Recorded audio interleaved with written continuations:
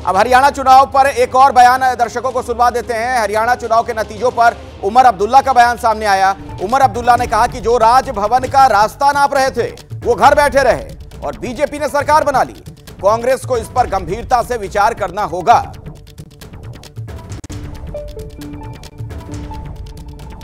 हरियाणा में अब बैठ के समझना पड़ेगा। मतलब मैं तो पहले ही से कहता था कि ये एग्जिट पोल जो है ये आप खामखा वक्त बर्बाद कर रहे हो, लेकिन इतना गलत मतलब कि बंदा सोच भी नहीं सकता है। आप चले ना 18 के 20 होते, 20 के 22 होते, यहाँ 30 के 60 हो गए और 60 के 30 बने। और जो लोग मतलब अपनी कपड़े तैयार करके राजभवन का जो है रास्ता नाप रहे थे वो बेचारे घर में बैठे रहे और बीजेपी ने तीसरी बार वहाँ हुकूमत बनाई। अब इसके पीछे क्या वजूहात हैं उस पर कांग्रेस को थोड़ा सा तो गहराई में जाके सोचना होगा। तो उमर अब्दुल्ला ने जो कुछ कहा है हरियाणा चुनाव नतीजों के संदर्भ में, उसका आखिर मतलब क्या है, जरा समझते हैं। आसिफ कुरैशी भी लगातार हमारे साथ जुड़े हुए हैं। आसिफ, कांग्रेस को जो ये नसीहत दे रहे हैं हरियाणा के मामले में उमर अब्दुल्ला, इसका मतलब क्या निकाला जाए?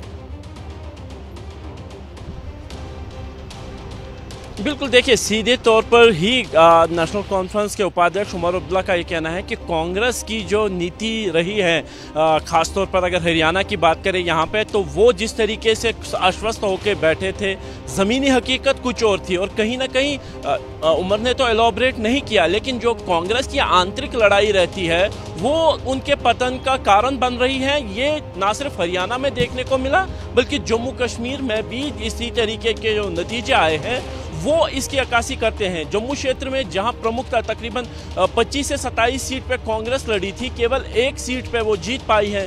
कश्मीर घाटी में 7 सीट पे लड़े थे और उसमें से जो 5 सीट हैं वो जीत गए हैं। यानी कांग्रेस जो जम्मू कश्मीर के चुनाव में अभी 6 सीट जीती हैं, उनमें जो सबसे बड़ा चंक यानी 5 सीट वो कश्मीर घाटी में जीत पाए हैं, क्योंकि यहाँ पे ऐसी सीट्स पे वो लड़े थे जहाँ पे नेशनल कॉन्फ्रेंस ने अपने प्रत्याशी खड़े नहीं किए थे, या फिर अगर फ्रेंडली फाइट हुआ था वो वाली सीट नेशनल कॉन्फ्रेंस जीत गया। यानी ज़मीन पर कांग्रेस की जो प्रेजेंस है वो काफ़ी कम है। और इसी बात के जो उमर ने चुनाव से पहले भी किया था कि जब राहुल गांधी की रैली श्रीनगर चुनाव से पहले हुई थी और उन्होंने कहा था कि कांग्रेस को कश्मीर घाटी को छोड़ जम्मू में ज्यादा जोर देना चाहिए था, राहुल को वहां ज्यादा रैली करनी चाहिए थी। कहीं ये वाला बयान उन्होंने दिया था, उस पर भी कई सवाल तब खड़े हुए थे। मेरे साथ अजय बाचलू भी जुड़े हुए हैं, जरा उनके पास भी मैं चलना चाहूंगा। और अजय, जिस तरीके के नतीजे जम्मू कश्मीर में आए हैं उसको लेकर अब वहां से क्या रिएक्शंस आपको मिल रहे हैं, किस तरीके से इसे वहां देखा जा रहा है, खासतौर पर लोग क्या कह रहे हैं? चूंकि ये चुनाव बड़ा महत्वपूर्ण था, 1 दशक के बाद वहां पर इस तरीके से विधानसभा का चुनाव हुआ था और बदली हुई परिस्थितियों में 370 को हटाए जाने के बाद।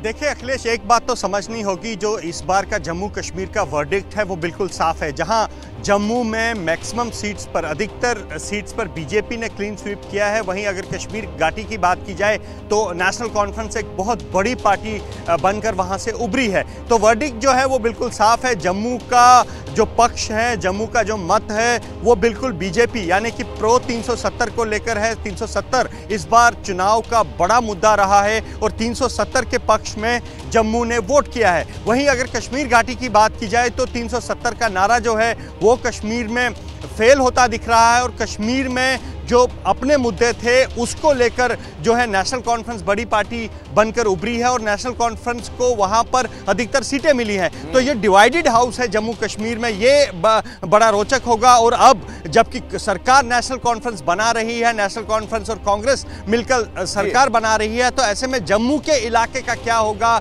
जम्मू में जिन इलाकों से बीजेपी क्लीन स्वीप करके आती है उन इलाकों में क्या होगा, ये एक बड़ा सवाल यहाँ पर सबके मन में है। आगे भी बातचीत अजय आपसे होगी। तो ये जो पूरा घटनाक्रम देखने को मिला है, जो जानकारियां हमें मिल रही है हरियाणा से या जम्मू कश्मीर से, उस पर हमारी नजर बनी हुई है। तमाम विश्लेषण भी आगे आप देखते रहेंगे, कई मेहमानों से भी हम आपको मिलवाएंगे।